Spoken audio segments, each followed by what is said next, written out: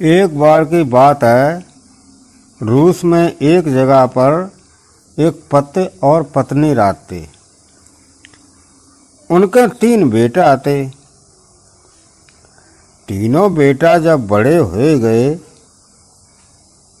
तो उनने पति पत्नी ने सोची कि अब इनकी शादी हो जाए, वो चाहिए।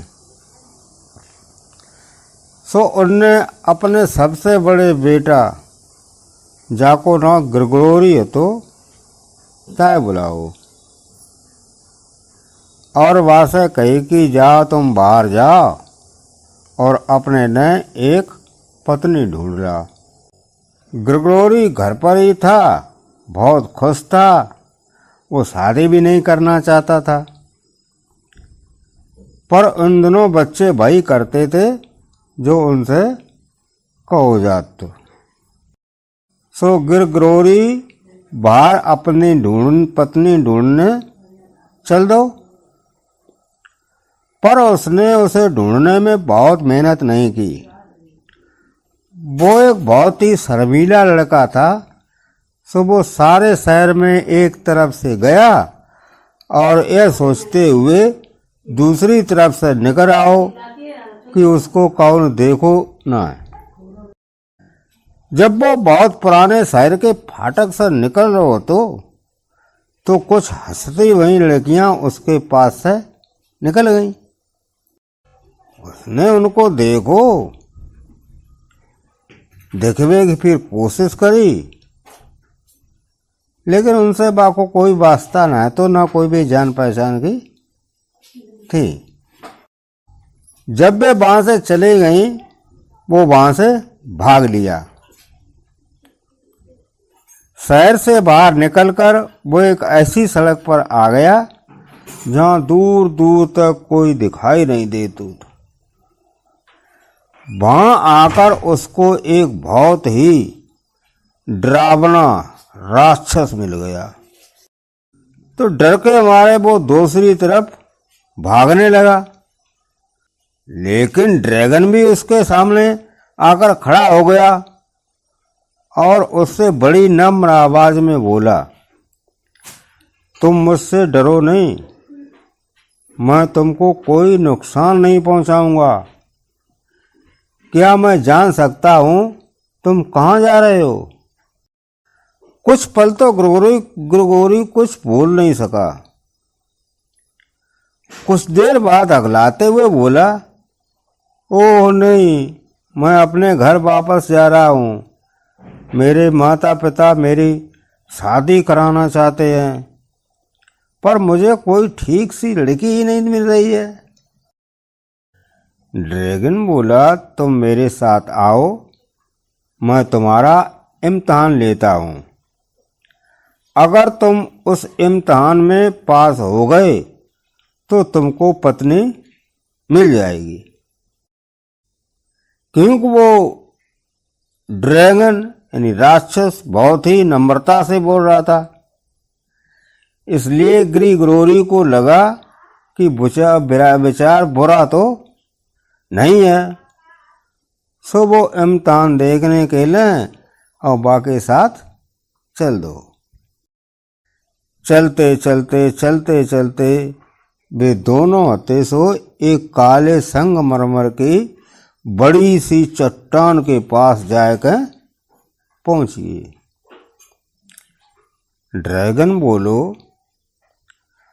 अगर तुम इस चट्टान को हटा पाओगे तो तुमको वो मिल जाएगा जो तुम ढूंढ रहे हो।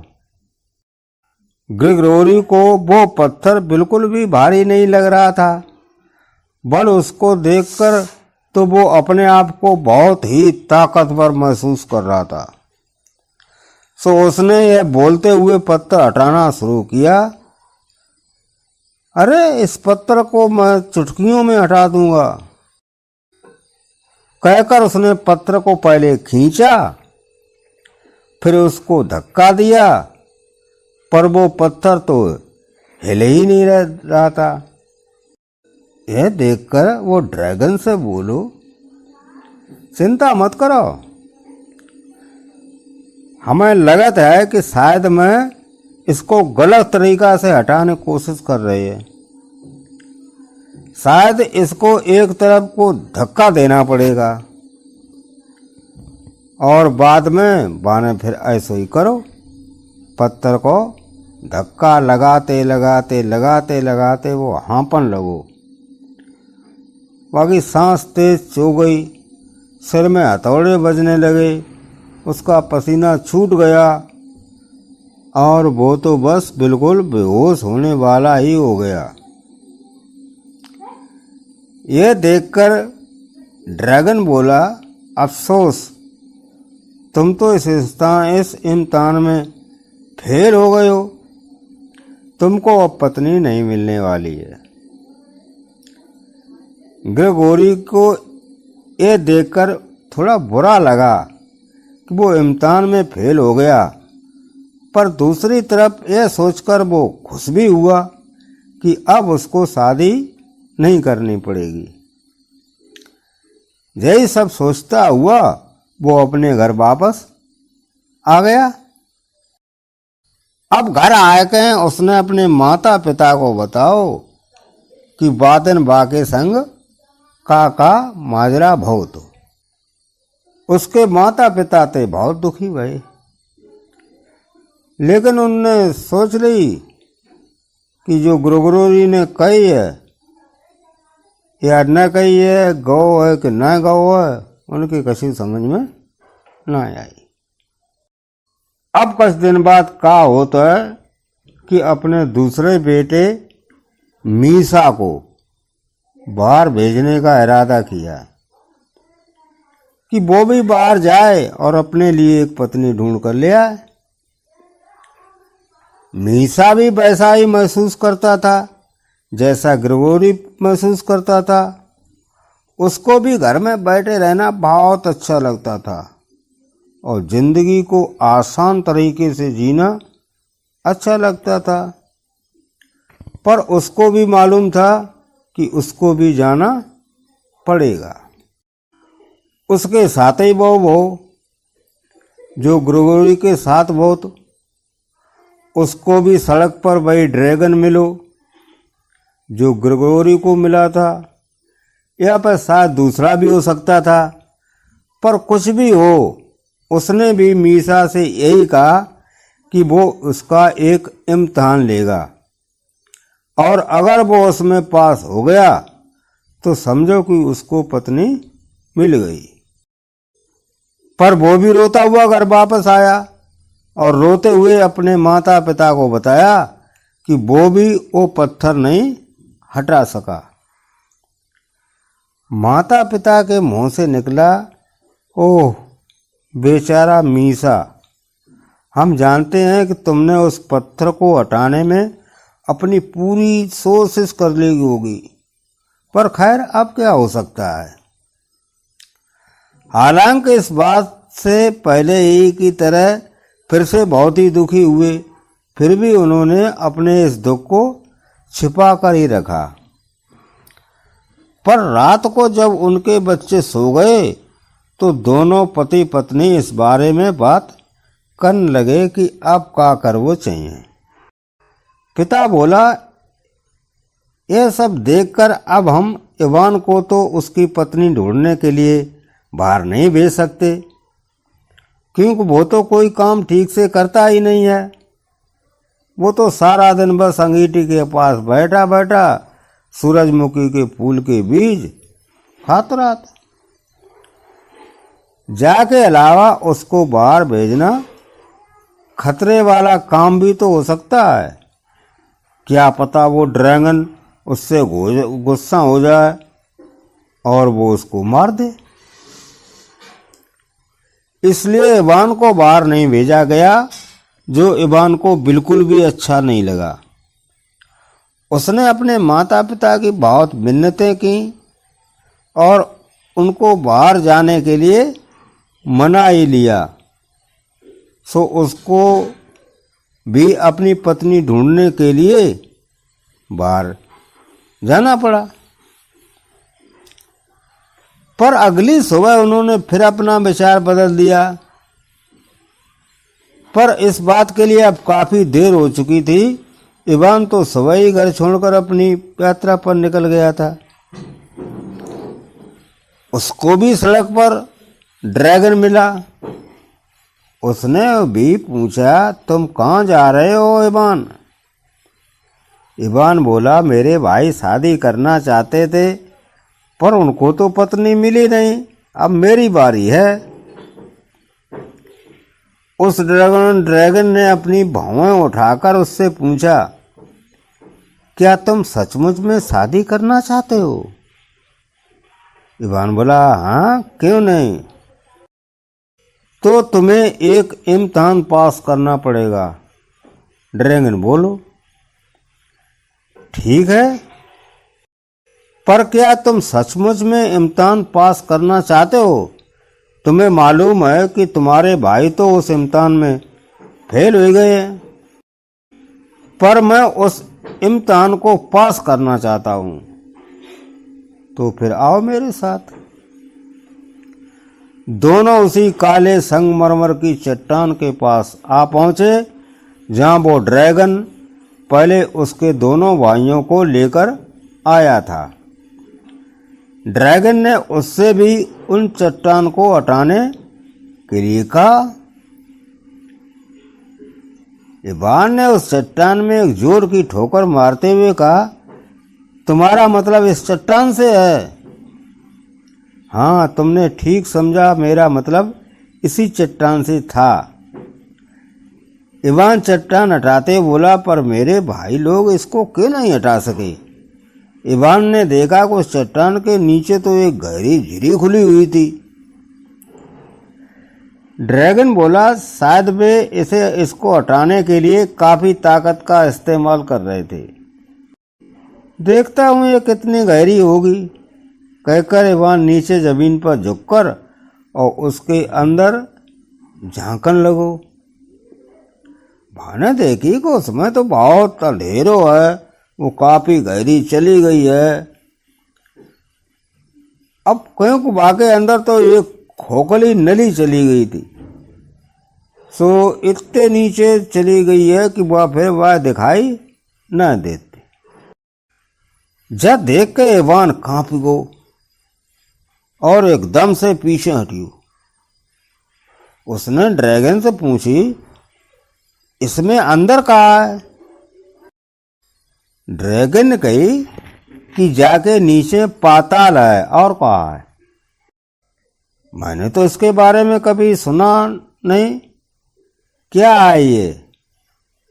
अरे तुमको नहीं पता, दूसरे राज्यों की तरह से वहां भी एक राज है, जैसे तांबे का राज, चांदी का राज और सोने का राज, और हर राज में एक एक सुंदरी है। इवान बोला, अरे ये तो बहुत अच्छा है। सो जब मैं ये इम्तिहान पास कर लूंगा तो वो लड़की मुझे कहाँ मिलेगी जिससे मुझे शादी करनी है? वो लड़की तुमको नीचे मिलेगी। तुम कम से कम एक सुंदरी से शादी कर लो। क्या उनमें से एक से शादी? नहीं नहीं, कभी नहीं। बहुत बहुत धन्यवाद। मैं पाताल के राज्यों में नहीं जा सकता, मुझे तो वहां लोग मार डालेंगे। अचानक ड्रैगन जोर से चिल्लाया, पर इवान, तुम इसीलिए तो यहाँ हो कि तुमको उन्हें आजाद कराना है। ड्रैगन की भयानकता को देखकर तो इवान इतना घबरा गया कि वो तो बस यही सोचता रह गया कि किसी तरह से वो सुरक्षित घर पर पहुंच जाए। वो मन ही मन में बड़बड़ाओ, पहले मैं इसके बारे में सोच लूं। जब आज सोचते भाई थोड़ी देर में ही ड्रैगन थक जाएगा और वहां से चला जाएगा। वो वहीं खड़ो उस झील में उस खोखली नली को और देखत रहो। पाने देखी कि झील में उस खोखली नली में होकर चमड़े की एक कुर्सी दो रस्सियों के सहारे पर नीचे को लटक रही थी। उसके मुंह से निकली कि जे कहा है। ड्रैगन बोलो, तुम इस चमड़े की कुर्सी में बैठ जाओ और मैं तुमको नीचे उतार दूंगा। अगर तुमको वहां देखने में अच्छा न लगे तो तुम अपनी रस्सी को 2 बार खींच देना, मैं तुमको वापस ऊपर खींच लूंगा। अब तक इस पाताल के बारे में इवान की उत्सुकता काफी जाग चुकी थी, तो उसने सोचा क्यों न एक बार वहां जाकर देख लिया जाए। सो वो ड्रैगन से बोलो, पर अगर मैं ये रस्सी 2 बार खींचूं तो तुम मुझको तुरंत ही ऊपर खींच लेना, ठीक है? ड्रैगन ने इवान से वादा किया कि जैसे ही वो रस्सी को 2 बार खींचेगा तो वो उसको ऊपर खींच लिए। इवान उस चमड़े की कुर्सी में बैठ गया और ड्रैगन ने वो कुर्सी नीचे उतार दी। इवान उस कुर्सी पे बैठा झूलता हुआ उस खोखली नली के सारे अंधेरे में नीचे चला जा रहा था। वो सोच रहा था कि वो अंधेरा कभी खत्म होने पर भी आएगा या नहीं। नीचे जाते जाते इवान को ने आखिरी बार रोशनी के लिए ऊपर देखा, यानी रूस का आसमान देखा, और फिर सोचा कि पता नहीं अब वो आसमान फिर कभी देखेगा या नहीं। अब खोखली नदी में सब कुछ बिल्कुल शांत हो गया। उसकी दीवारों में लगे क्रिस्टल चमक रहे थे, पर उनसे वहां कोई परेशानी नहीं हो रही थी। उसने चिल्लाकर ड्रैगन से अपने आप को वापस खींच लेने के लिए आवाज लगाई, पर वहां तो कुछ भी नहीं हुआ। वो तो ये बिल्कुल ही भूल गया कि अपने आप को ऊपर खींचने के लिए उसको चिल्लाना नहीं था, बल्कि रस्सी को 2 बार खींचना था। उसकी अपनी आवाज की गूंज उसको सुनाई दी तो वो डर गया। अब बाकी कुर्सी भी बहुत जोर जोर से हिलन लगी। वो अगर उस कुर्सी पे जरा बसा भी हिलता तो उस खोखली नली की दीवारों से टकरा जाता। मिट्टी के ढेले और पत्थर के टुकड़े नीचे गिरने लगते।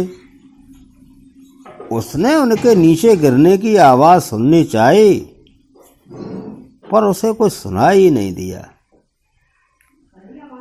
सो जब उसकी कुर्सी झूलती गई, वह खोखली नली के डंडे से होकर नीचे जा रही थी, उसके मन में एक अजीब सा विचार आया, यह तो एक जाल भी हो सकता है और वो ड्रैगन तो मुझे कभी भी नीचे गिरा सकता है। और यह विचार आते ही उसने अपनी आंखें बंद कर लीं, अपना चेहरा अपने बाहों से ढक लिया और यह सोचना शुरू कर दिया कि जैसे कि वो अपने घर में अपने बिस्तर पर लेटो हुआ है। हालांकि इससे उसका कुछ खास काम नहीं बना, पर फिर भी वो कुछ शांति महसूस करने लगा। वो सोच रहा था कि पता नहीं ड्रैगन अभी भी उसकी कुर्सी की रस्सी पकड़े वहां खड़ा होगा या नहीं। फिर उसने सोचा जरूर खड़ा होगा, क्योंकि नहीं तो वो इससे भी कहीं और जहां तेजी से नीचे जा रहा होता। जल्दी ही अब उसको सांस लेने में भी परेशानी होने लगी, पलकें भारी होने लगी। माने सोचे हमें जागत रहना चाहिए, कहीं ऐसा न हो कि इस गड्ढे में कोई अंत ही ना हो। धीरे धीरे वो बेहोश से होने लगा। जब उसे कुछ होश में आया तो उसने धुंधलके में देखा कि वो एक ठंडे पत्थरों के ऊपर लेटा हुआ है।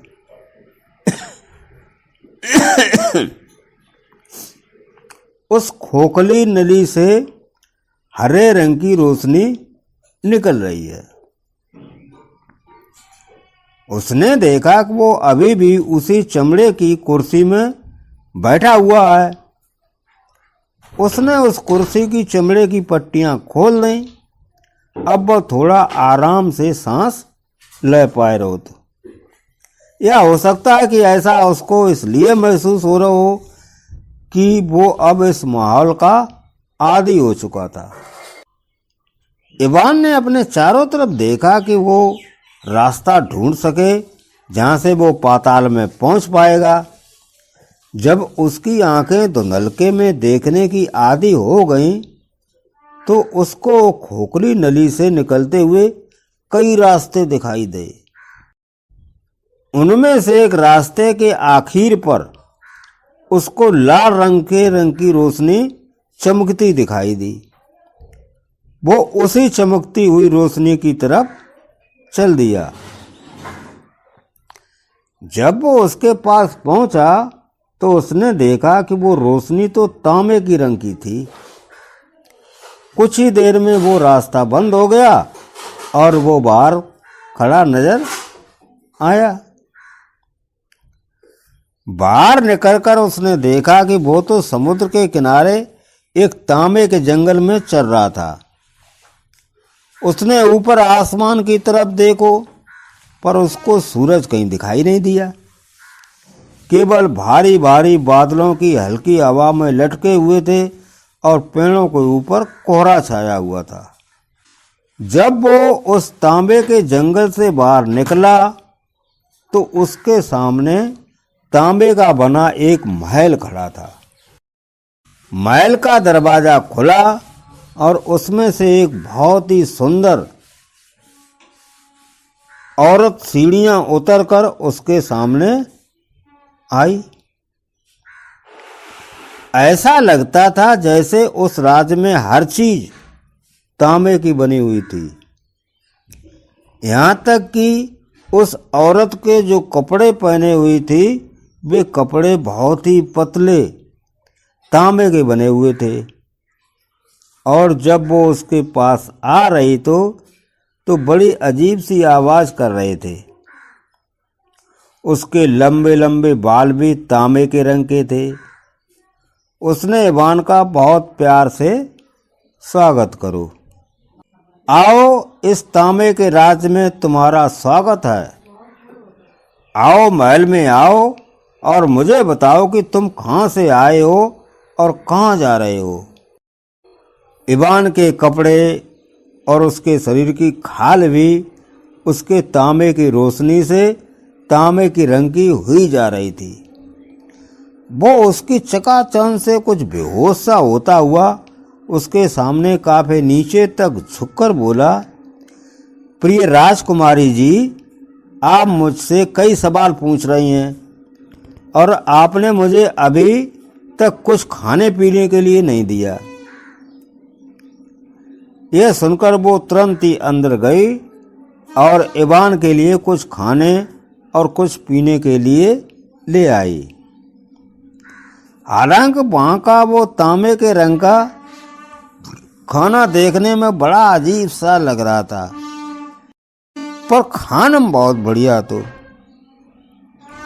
इतना बढ़िया तो कि आज तक वाने इतना स्वादिष्ट भोजन कबू ना खाओ। तो मैंने सोची शायद ऊपर जो तांबे के रंग की रोशनी पड़ रही थी इसीलिए वो उसको ऐसा लग रहा होगा। लगता है कि जैसे उस औरत ने इवान के मन की बात पढ़ ली हो। सो वो मुस्कुराकर बोली, ऐसा मत सोचना कि ये सब तांबे के रंग की रोशनी की करामात है। बहुत सारे लोगों ने गलती की है और हमारे पानी में तैरने की भी गलती की है। ये विचार ठीक नहीं है। इस राज्य में हर चीज तांबे की बनी हुई है, यहाँ तक कि अब तो तुम भी तांबे के बने हुए हो गए हो। यह सुनकर इवान ने अपना चेहरा छूकर देखा तो कांप गया। वो ठीक कह रही थी। उसकी खाल सख्त और ठंडी हो गई थी। पर मैं धातु का आदमी नहीं बनना चाहता। जैसे वो यह बोला, उसको लगा कि उसकी आवाज भी धातु की आवाज जैसी हो गई है।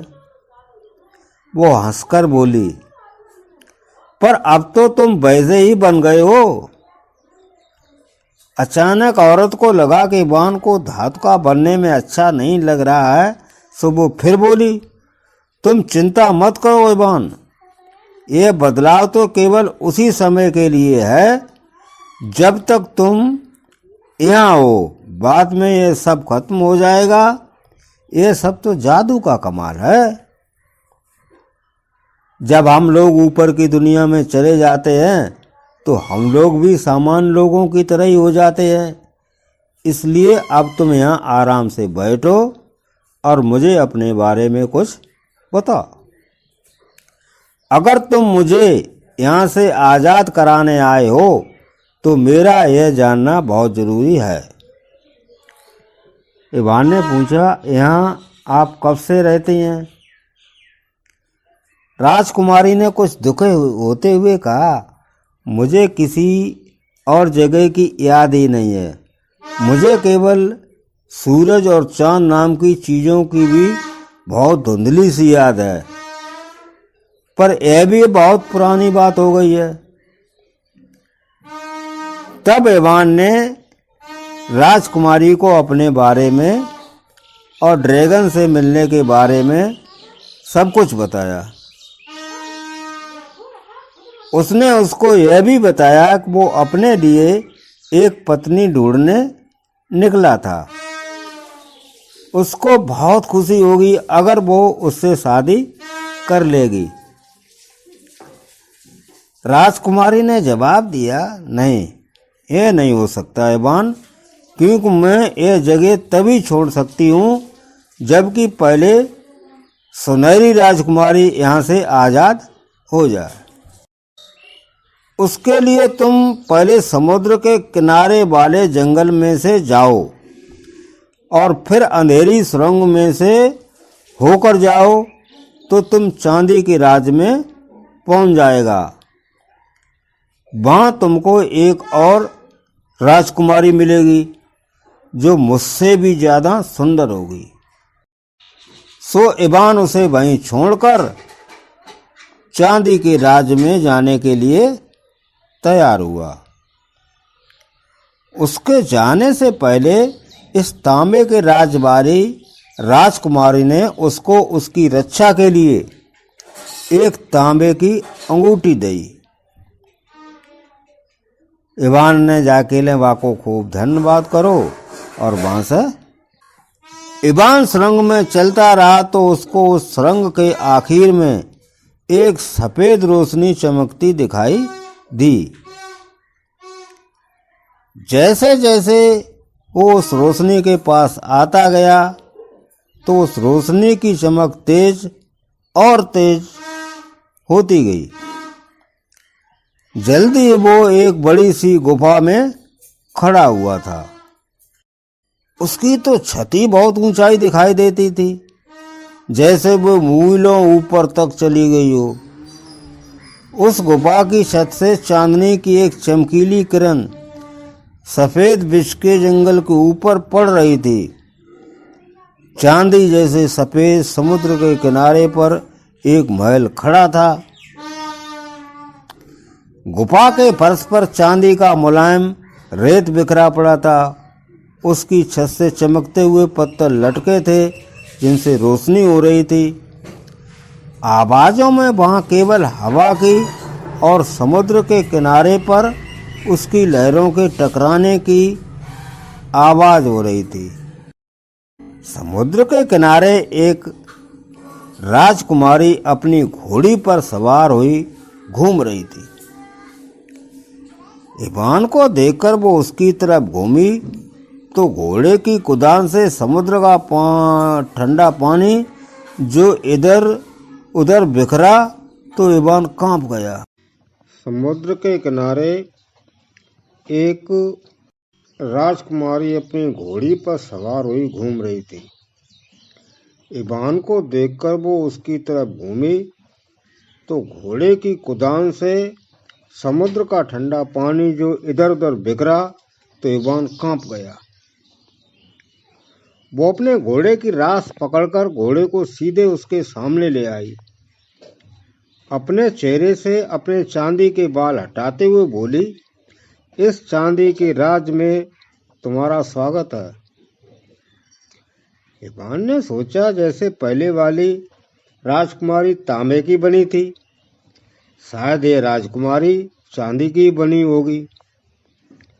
उसने बहुत नीचे तक झुककर नमस्ते की। उसने भी इवान से पूछा कि वो कहाँ से आया था और कहाँ जा रहा था। थोड़ा रुककर वो बोला, प्रिय राजकुमारी, तुम्हारे सवालों के जवाब देने से पहले मुझे कुछ खाना और पीना चाहिए। वो उसको महल के अंदर ले गई और उसको कुछ खाने के लिए और पीने के लिए दिया। वो खाना चांदी की तरह सफ़ेद था और पीने वाली चमकती हुई वस्तु भी सफ़ेद थी। जब वो खा रहा था तो उसने अपने हाथों की तरफ देखा। उसने देखा कि उसका तांबे जैसा रंग तो बिल्कुल ही चला गया था और अब उस रंग की जगह चांदी का रंग लेने लगा था। उसने अपने बालों में अपनी उंगलियां फिराईं तो उनमें भी उसको कुछ अजीब सी आवाज़ सुनाई दी। उसने सोचा, उम्मीद है कि यह सब भी बहुत देर तक नहीं रहेगा। जब वो खा चुका तो राजकुमारी से बोला, वो एक पत्नी की तलाश में है, क्या वो उससे शादी करना पसंद करेगी?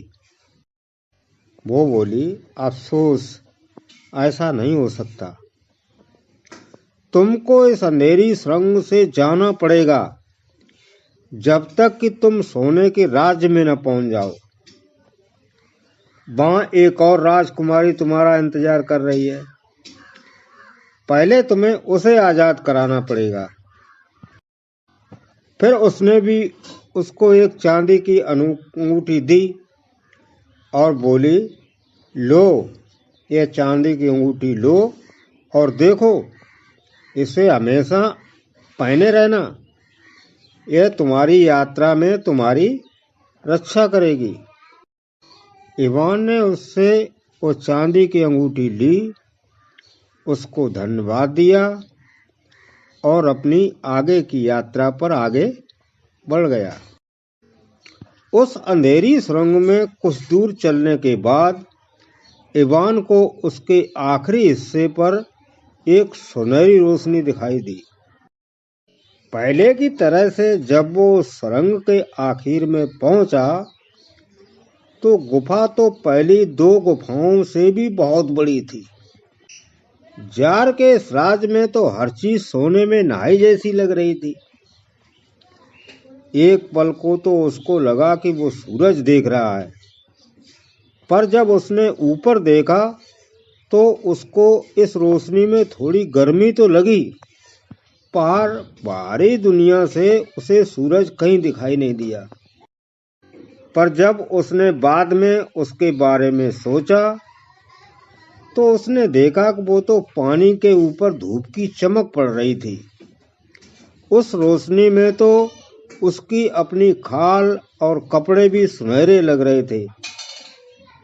उस सोने के राज में सारी चीजें असली सोने की थी। राजकुमारी भी अपने महल के सामने सुनहरी रेत पर खड़ी हुई थी। वो इवान को देखकर बहुत खुश हुई और उसने इवान के सामने सुनहरी खाना और सुनहरे रंग की चमकती शराब रखी। इवान ने उसको बताया कि वो अपने घर से अपनी पत्नी ढूंढने निकला था। फिर उसने उससे कहा, अगर तुम मेरी पत्नी बनना चाहती हो तो अभी मेरे साथ चलो। यह सुनकर उसको बड़ा आश्चर्य हुआ जब राजकुमारी ने उसे मुस्कुराकर जवाब दिया, हाँ मैं तुमसे शादी करूंगी, पर पहले तुम यह सोने की अंगूठी ले और देखो तुम इसको तांबे की और चांदी की अंगूठियों के साथ साथ हमेशा पहने रहना, यह तुम्हारी हमेशा रक्षा करेगी। अब हम चलते हैं और अपनी बहनों को आजाद कराते हैं। कहकर वे उसी अंधेरी सुरंग से वापस चल दिए। वे चांदी के राज से गुजरे। वहां चांदी के राज वाली राजकुमारी ने उसका बड़े जोर शोर से स्वागत किया और वो भी उसके साथ चल दी। फिर वे तांबे के राज में आए, जहां से पहली राजकुमारी भी उनके साथ हो ली। उसके बाद वे उस जगह आए जहां इवान ऊपर से उस खोखली नली से नीचे उतरा था। उसमें चमड़े की कुर्सी अभी भी लटकी हुई थी, पर उस खोखली नली का अंत उसे कहीं दिखाई नहीं दे रहा था। उसको पता ही नहीं था कि उसके दोनों भाई वहां खड़े हुए थे। असल में जब इवान कई दिनों तक नहीं लौटा तो उसके माता पिता ने उनको इवान को ढूंढ लाने के लिए भेजा था। उन्होंने अंदाज लगाया कि वो शायद नीचे होगा। सुबह वहां घंटों खड़े खड़े इस बात की हिम्मत बटोर रहे थे कि वे वहां नीचे कैसे उतरे। बाद में जब उनकी हिम्मत नहीं पड़ी तो उन्होंने एक दूसरे को यह कहकर बहला लिया कि शायद इवान मर गया। वे लोग वहां से जाने ही वाले थे कि तांबे के राज वाली राजकुमारी उस चमड़े की कुर्सी में चढ़ गई और उसकी रस्सी को एक हल्का सा झटका दिया। इवान के भाइयों ने रस्सी हिलते देखी तो उनको लगा कोई उनसे नीचे से कुछ कहना चाहता है, सो उन्होंने वो रस्सी खींचनी शुरू कर दी। जब वो चमड़े की कुर्सी ऊपर आई तो उसमें तो तांबे के राज की राजकुमारी बैठी हुई थी। ऊपर आकर उसने वो कुर्सी फिर से नीचे भेज दी। इस बार चांदी के राज की राजकुमारी ऊपर आई और फिर सोने के राज की राजकुमारी ऊपर आई। आखिर में उस चमड़े की कुर्सी में बैठा इवान। उसके भाइयों ने इसे खींचा, पर अब तक वे उस रस्सी को खींचते खींचते सख्त हुए थे। सुबह बहुत धीरे धीरे रस्सी खींच रहे थे। लेकिन जब उनको यह पता चला कि उस कुर्सी में इवान था तो उनको उससे जलन होने लगी कि इवान वहां सफल हो गया था जहां वे बुरी तरह फेल हो गए थे। ग्रेगरी बोला, हम उसकी सहायता क्यों करें?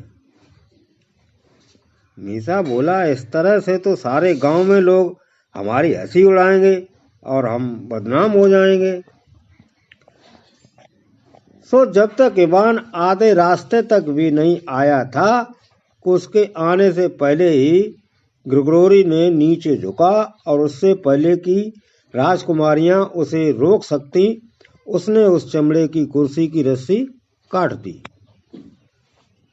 तीनों राजकुमारियां इवान के लिए बहुत जोर जोर से रो पड़ी। उन्होंने इवान के भाइयों से बहुत प्रार्थना की कि वो उसको बचा लें, पर वे तो उसकी सुनने वाले थे नहीं। राजकुमारियां तो बस इसी से संतुष्ट थीं कि इवान उसकी दी हुई अंगूठियां अभी तक पहने था। उधर रस्सी के कटते ही इवान उस अंधेरी खोखली नली में नीचे गिर पड़ा। वो 2 दिन तक तो वहां से हिल भी नहीं सका। जब वो हिलने डुलने लायक हो गया तो वो बहुत ही नाउम्मीद सा बैठ गया कि अब वो बाहर जाने का रास्ता कैसे पाएगा। उसकी आंखों में आंसू आ गए। वो यही समझ नहीं पा रहा था कि वो वहां से बाहर जाने के लिए किससे पूछे और अब कौन सी सुरंग ले। फिर यह सोचकर कि उसने एक दूसरी सुरंग ली कि शायद यही सुरंग उसको वहां से बाहर ले जाएगी। वो सुरंग धीरे धीरे नीची होती जा रही थी। कहीं कहीं तो उस सुरंग की छत इतनी नीची थी कि उसको बहुत झुककर चलना पड़ रहा था, और कभी कभी तो उसको पत्थरों पर घुटनों के बल भी चलना पड़ रहा था। कुछ देर इस तरह चलने के बाद इवान को लगा कि वो सुरंग कुछ चौड़ी और ऊंची हो गई है। जल्दी ही वो एक बहुत ही बड़ी गुफा में खड़ा था। ये गुफा तो उसको किसी दूसरी दुनिया का ही हिस्सा लग रही थी। हालांकि वहां काफी अंधेरा था, फिर भी वो वहां ठीक से देख पा रहा था। वहां आसमान में बादल बहुत नीचे थे, सो वो यह नहीं जान सका कि उस राज्य में आसमान में चांद या तारे थे या नहीं।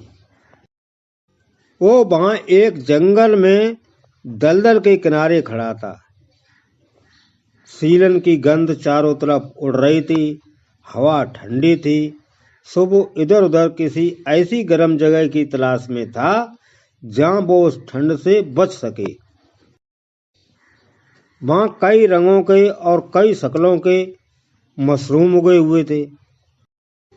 सुबह होने के कुछ देर बाद ही इवान को एक बहुत ही छोटा सा बूढ़ा मिला। उसकी बहुत लंबी सफेद दाढ़ी थी और वो एक पेड़ की अजीब सी शक्ल की तरह जड़ पर बैठा हुआ था। उसने उस बूढ़े को अपनी सारी कहानी बताई और पूछा कि वो कैसे रूस की नम जमीन पर वापस जा सकता है। उस बूढ़े ने अपनी एक उंगली से पास में लगे ओक के एक झुंड की तरफ इशारा किया और बोला, क्या तुम उन ओक के पेड़ों के पीछे खड़ी गोल मीनार देख रहे हो?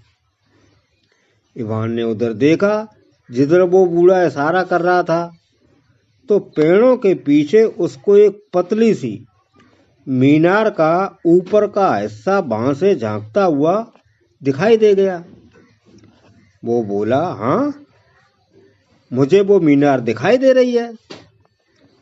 बूढ़ा बोला, उस मीनार में एक बहुत ही लंबा जादूगर रहता है।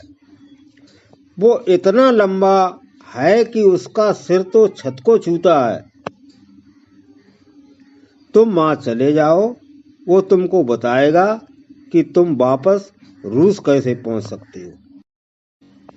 इवान ने उस बूढ़े को धन्यवाद दिया और उस लंबी मीनार की तरफ चल दिया जिसमें वो लंबा जादूगर रहता था। जब वो उस मीनार के पास पहुंचा तो उसको लगा कि जो कुछ वो सोच रहा था वह वो नहीं था, बल्कि वहां तो एक मुलायम सा धुआं था जो उस मीनार की एक बहुत ही छोटी सी खिड़की से बाहर निकल रहा था। वो मीनार के और पास गया और वहां जाकर उसका दरवाजा खोला तो चांदी के जाले के कुछ टुकड़े उसके चेहरे पर आकर पड़े। इससे उसको लगा जैसे वो मकड़ियों के हजारों जालों के बीच चलकर आ रहा हो। उसने अपने चेहरे से जितने जल्दी तरह से वो साफ कर सकता था वे छोटे छोटे रेशमी जाले के टुकड़े साफ किए और अंदर जाने से पहले उसने अपनी बहुत जोर से आती हुई छींक को भी रोका जो उन जालों की वजह से उसको आने वाली थी। खुशकिस्मती से दरवाजा बाहर की तरफ खुला, वरना उसको उस मीनार में घुसने में भी बहुत मुश्किल होती, क्योंकि हालांकि वो मीनार बहुत ऊंची थी पर साथ में वो तंग भी बहुत थी। उसमें घुसने के लिए भी इवान ने अपने आप को उसकी दीवार से सटकर ही उसके अंदर घुसना पड़ा। जैसे ही वो उस मीनार के अंदर घुसा तो उसको वहां वो जादूगर खड़ा दिखाई दे गया। उसके अंदर वो लंबा जादूगर खड़ा खड़ा अपनी चांदी जैसी दाढ़ी के बालों को हाथी दांत की कंघी से कंघी कर रहा था। उसके सिर के बाल उसकी दाढ़ी जितने ही लंबे थे। वो उसकी खोपड़ी पर गंजेपन का एक चमकदार चकत्ता था। शायद ये चकत्ता वहां इसलिए था कि उस जगह वो उस मीनार की छत को से छूता था। उसने कत्थई रंग की एक थैले जैसी पोशाक पहन रखी थी, जिस पर सारे में चांदी के बाल लगे हुए थे। जब उसने अमान को देखा तो उसने अपने दाढ़ी के बालों में कंघी करना रोक दिया और कंघी को साफ करना शुरू कर दिया। इससे उसके बालों के कई सारे छोटे छोटे बादल खिड़की के बाहर उड़ गए और बहुत सारे बाल उसके कमरे में भी इधर उधर उड़ने लगे। कुछ बाल उसके चेहरे के चारों तरफ भी उड़ने लगे, जिससे उसके चेहरे का काफी हिस्सा ढक गया। इससे इवान उसका पूरा चेहरा भी एक बार में नहीं देख सका। इवान से बात करने से पहले जादूगर को अपना गला साफ करने में कई मिनट लग गए। तब कहीं जाकर वो इवान से बड़ी ऊंची आवाज में बोला, किसी ने रूसी हड्डियों को यहाँ आने के लिए नहीं कहा, वे तो अपने आप ही आई हैं। यह सुनकर इवान को थोड़ा इंतजार किया कि शायद वो जादू कुछ और बोले, पर वो और कुछ भी नहीं बोला, क्योंकि बदकिस्मती से उसके सिर के सामने जादूगर के बालों का एक बहुत बड़ा सा बादल आ गया था। सो न तो वो कुछ देख ही सका और न ही कुछ बता सका कि वो जादूगर क्या सोच रहा था। इवान ने उस जादूगर को हंसाने की बहुत कोशिश की, जैसे अपनी गर्दन टेढ़ी करके, और उसके चेहरे की तरफ देखकर बोला, हाँ, वे अपने आप ही आई हैं। उस लंबे जादूगर ने उसकी इस बात का कोई जवाब नहीं दिया और फिर से अपनी दाढ़ी में कंघी करने लगा। इवान आगे बोला, ओ ताकतवर जादूगर, क्या तुम मुझे बता सकते हो मैं वापस अपनी मारूस की नम जमीन पर कैसे पहुंच सकता हूं? पर वो जादूगर फिर से अपनी कंघी साफ करने लग गया। उसकी कंघी से निकलने बालों का बादल काफी तो खिड़की से बाहर उड़ गया, पर काफी फिर भी कमरे में ही उड़ता रहा। कई मिनटों बाद उसने फिर अपना गला साफ किया और अपनी ऊंची आवाज में बोला, माँ रूस की जमीन पर पहुंचने के लिए तुमको यहाँ से दाईं तरफ करीब करीब 30 गहरी झील जाना चाहिए। वहां दूर जाकर तुमको एक झोपड़ी मिलेगी जो मुर्गी की टांगों पर खड़ी होगी। उस झोपड़ी में एक बूढ़ी जादूगरनी बाबा यागा रहती है। उस झोपड़ी में घुसने से पहले तुमको जादू के कुछ शब्द बोलने होंगे। इस बुढ़िया के पास एक गरुड़ चिड़ा है जो तुमको मारूस की नम जमीन तक ले जा सकता है। इवान ने पूछा, और वे जादू के शब्द क्या हैं? ऊपर से आवाज आई, वे तुम्हें पता चल जाएंगे।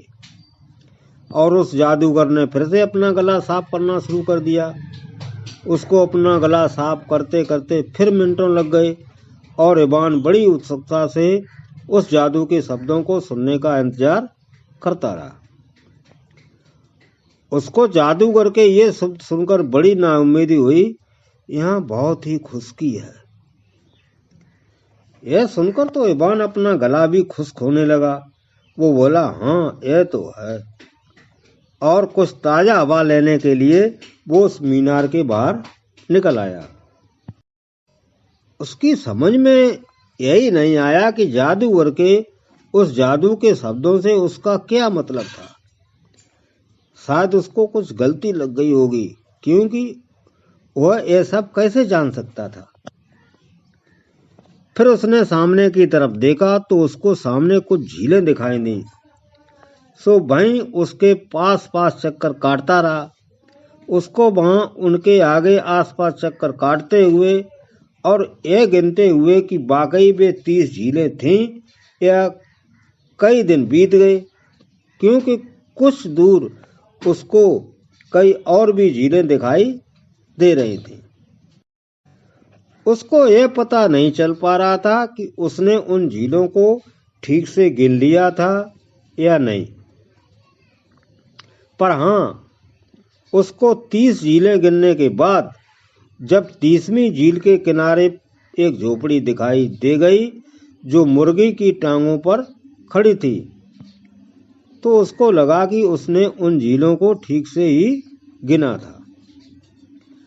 जब वो उस झोपड़ी के पास पहुंचा तो उसने देखा कि वो झोपड़ी तो घूमे जा रही है और वो तो बहुत तेजी से घूम रही है।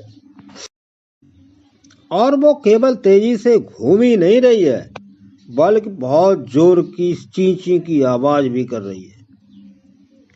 उस चींची की आवाज से तो उसके कान ही फटे जा रहे थे। उसके घूमने की आवाज और चीं की आवाज दोनों ने मिलकर तो उसका सिर बहुत भारी सा कर दिया।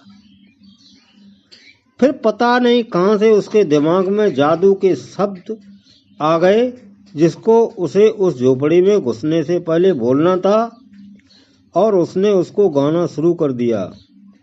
ओ छोटी झोपड़ी, तुम अपना दरवाजा मेरी तरफ करो और मुझे अंदर आने दो। अचानक घूमती हुई झोपड़ी रुक गई।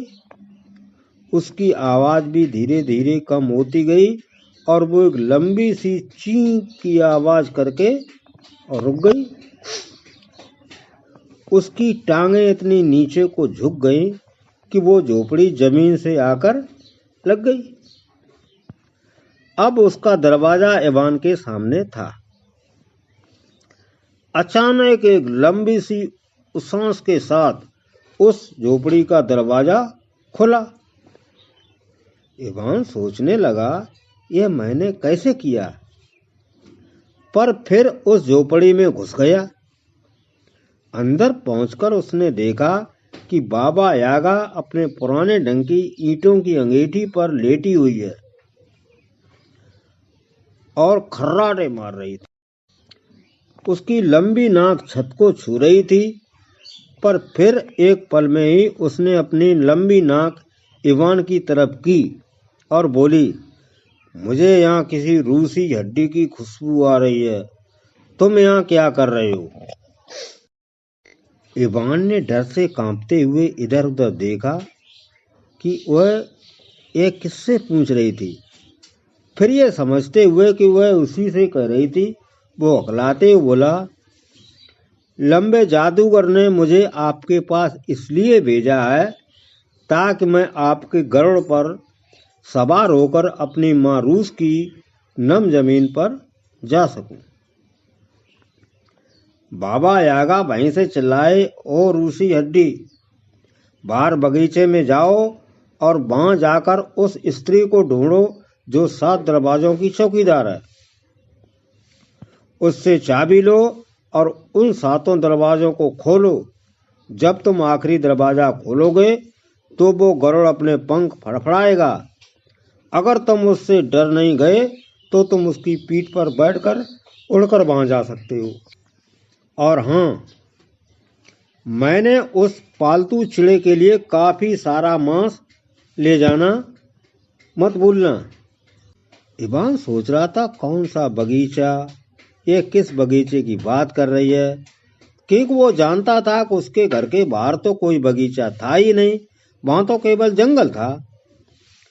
पर यही सोचते सोचते जो बाहर निकला तो देखकर उसके आश्चर्य का ठिकाना नहीं रहा कि वहां से सारी झीलें गायब हो चुकी थी और वहां अब एक बहुत सुंदर बगीचा था और वो उसमें खड़ा था। उस बगीचे के चारों तरफ एक बहुत पुरानी दीवार थी जिसमें 7 ठोस ओक की लकड़ी के दरवाजे लगे थे। एक बहुत ही भयानक शक्ल वाली स्त्री उन 7 दरवाजों की चौकीदारी कर रही थी। हालांकि उसका तो ये सब देखकर ही दिल डूबने लगा। फिर उसने सोचा कि अगर मैंने बाबा यागा से बात कर ली और मुझे कुछ नहीं हुआ, तो यह स्त्री उससे ज्यादा बुरी तो नहीं हो सकती। पर जब वह उसके कुछ फीट पास तक आ गया तो अचानक ही उसने एक बड़ी सी तलवार निकाल ली। उसकी आंखों में भय सी पना छा गया। ये देखकर इवान का तो जैसे खून ही जम गया। वो वहीं से चलाया, बाबा यागा ने मुझसे तुमसे चाबी लेने के लिए कहा है। यह सुनकर स्त्री ने अपने हाथ से तलवार छोड़ दी और उसका स्वागत किया। वो उसकी यात्रा के लिए कुछ खाना पीना, कुछ और सामान लेकर आई। इवान ने बाबा यागा का कहा माना, सो वो निडर होकर गरुड़ की पीठ पर बैठ गया और उससे जितना भी मांस लिया जा सका उतना मांस उसके लिए उसने ले लिया। कुछ समय बाद इवान को भूख लगने लगी, तो उसने सोचा कि मैं उस मांस में से थोड़ा सा मांस खा लेता हूँ। हमारे पास तो हम दोनों के लिए जितना मांस चाहिए उससे कहीं ज्यादा मांस है। सो उसने उसमें से थोड़ा सा मांस। जब वे लोग कुछ देर तक उड़ चुके तो गरुड़ ने अपनी बटन जैसी पीली पीली आंखें इवान की तरफ घुमाई, तो इवान ने उसको कांपते हाथों से मांस का एक टुकड़ा खिला दिया। गरुड़ ने भी उसे इवान के हाथों से छीनकर एक ही बार में खा लिया। उस उड़ान के दौरान ऐसा कई बार हुआ कि जब भी गरुड़ ने उसकी तरफ देखा तभी उसने उसको मांस खिलाया, पर हर बार उसे लगा कि वो गरुड़ तो अपनी तेज चोंच से उसका हाथ ही काट लेगा, परंतु ऐसा हुआ नहीं। जल्दी ही सारा मांस खत्म हो गया, पर रास्ता तो भी बाकी था। गरुड़ ने फिर इवान की तरफ देखना शुरू किया। अब इवान को तो मालूम था कि उसके पास जितना मांस था वो सब खत्म हो गया था। सो वो उस पर चिल्लाया, घूम कर देखो, अब सारा मांस खत्म हो गया, तुम्हारे लिए मेरे पास कुछ भी नहीं बचा। इस पर गरुड़ ने उसको अपनी तेज निगाहों से घूरा। इवान ने भी उसको घूरा, पर उसका तो एक जोड़ ही कांप कर रह गया। इवान को लगा कि यह गरुड़ तो पता नहीं कब उसको इस तरह से घूरता रहेगा, पर उसने देखा कि जल्दी ही उसने अपना मुंह फिरा लिया और इवान ने शांति की सांस ली। अचानक एक चीं की आवाज के साथ, जिससे इवान का खून तो बस जमी सा गया, गरुड़ ने एक बार फिर अपना सिर झुकाकर इवान की तरफ देखा और उसकी गर्दन से मांस का एक टुकड़ा काट लिया। इवान ने देखा कि वे उस समय एक खोखली नली में से ऊपर की तरफ उड़ रहे थे। इवान तो इस सबसे इतना डर गया और उसे इतना धक्का लगा कि उसे अपनी गर्दन में से मांस निकाले जाने का जरा भी दर्द महसूस नहीं हुआ। अब उसको ये लगने लगा कि यह गरुड़ तो उसको ही टुकड़े टुकड़े कर खा जाएगा। सो उसने तय किया कि अब की बार अगर उसने उसकी तरफ देखा तो वो उसके ऊपर से कूदकर नीचे गिर पड़ेगा। उसको सपने में लगा कि वे उस खोखली नली में बहुत दूर तक किसी रोशनी की तरफ उड़े जा रहे हैं। उसने देखा जब वे उस नली के आखिरी सिरे पर पहुंचे तो वो गरुड़ काले संगमरमर की चट्टान के पास उतर रहा था। इवान तुरंत ही उसकी पीठ से नीचे लुढ़क गया और नम घास पर लेट गया और सोचने लगा कि अब तो यह गरुड़ बस उसको खा ही जाएगा। पर यह देखकर उसे बड़ा आश्चर्य हुआ जब उसको खाने की बजाय वो उसके गले के मांस का टुकड़ा जो उसने खा लिया था वापस लाया और इवान से कहा कि वो उसको अपने घाव के ऊपर रख ले, इससे उसका घाव भर जाएगा। इसके बाद वो खोखली नली में से होकर वहां से चला गया। इवान ने ऐसा ही किया, उसका घाव कुछ पलों में ही भर गया। सूरज की किरणों की गर्मी से इवान के शरीर में कुछ जान सी आई और उसने अपने अंदर ताकत महसूस की। जब वो वहां लेटा हुआ था तो सूरज की एक किरण उसकी एक अंगूठी पर पड़ी। तब उसे याद आया कि वो कहाँ था और अब कहाँ है। उसने झुककर माँ रूस की नम जमीन को चूमा और देखा कि उसकी खाल और उसके कपड़े सब कुछ सामान्य रंग के हो गए हैं। भगवान की प्रार्थना कहकर वो अपने घर को वापस चल दिया। घर आकर उसने देखा कि तीनों राजकुमारियां उसके माता पिता के घर में उसका इंतजार कर रही थी। क्योंकि वो ऊपर की दुनिया में आ गई थी, इसलिए उनके ऊपर पड़ा जादू भी टूट गया था। इवान के माता पिता को बता दिया था कि उसके बड़े भाइयों ने उसके साथ क्या किया था। उन्होंने उसको घर से बाहर निकाल दिया।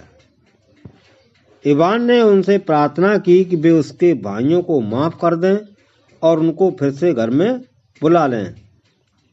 उसके माता पिता ने उसकी प्रार्थना पर उनको घर वापस बुला लिया।